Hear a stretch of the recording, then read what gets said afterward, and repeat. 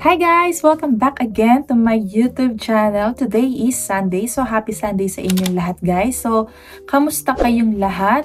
So, for today's video guys is meron tayong pag-uusapan regarding din sa, hindi naman actually sa EPS topic exam.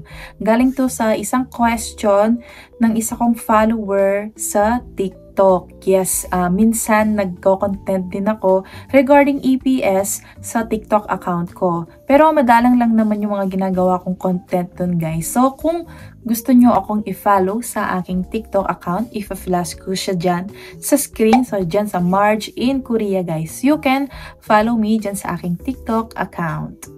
Yung tanong niya guys is naitanong na din ng mga dati ko pang subscribers and viewers dito sa aking YouTube channel. So ngayon ko lang siya magagawa ng video. So para na din isahan na hindi na ako nagre-reply pa ulit-ulit dun sa mga nagtatanong ng ganon, gagawa na natin siya ng video and panoorin nyo na lang guys. So, ang question na ito ay galing kay It's Me Maria 24 sa TikTok. So, ang tanong niya guys is i-flash ko na rin dyan sa screen para na rin babasa ninyo. Pero babasahin ko na rin dito. Okay? So, ito ang kanyang question. So, ang sabi niya, "Hello ate, just watch your vlog po and interested po akong mag-work in Socor dati pa. Ask ko lang po, if employed po ako ngayon, need ko ba siya i-give up para makapag-enroll and makapag-aral sa KLC? Sana mabasa at masagot nyo po.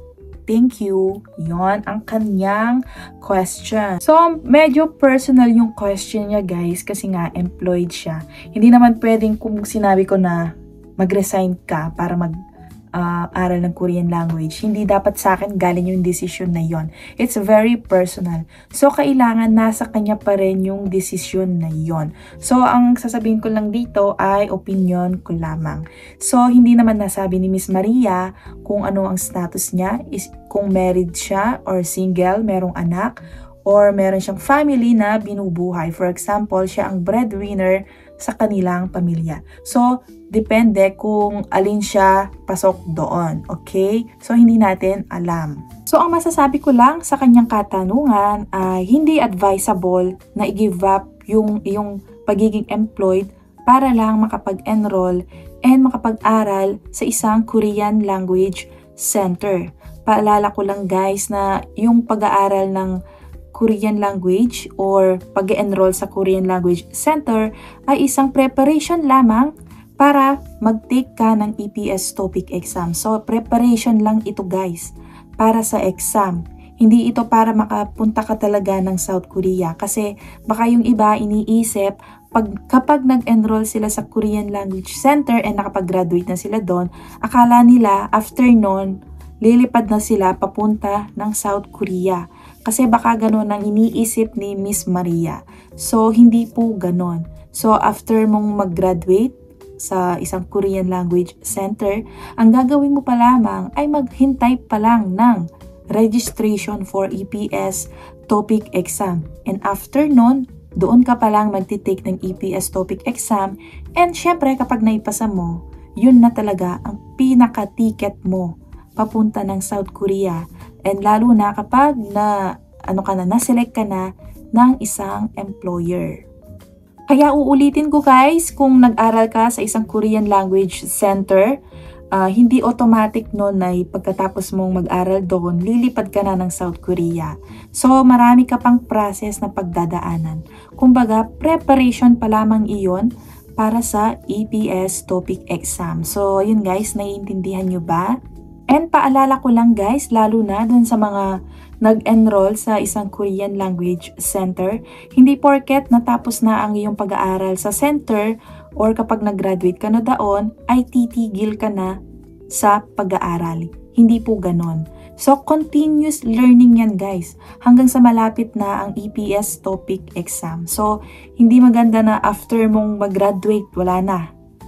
O yan na, back to your routine na, di ba? Hindi ganon. Kailangan continuous review pa rin para sa EPS TOPIK exam.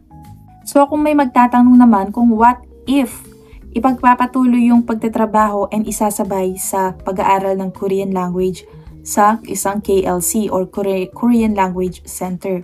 So, paano ang gagawin doon? So, marami namang paraan guys. Sabi nga nila, kung gusto may paraan, kung ayaw, maraming dahilan. Diba? So, meron ka namang may choices. So, pwede ka maghanap ng mga Korean Language Center na available every weekends.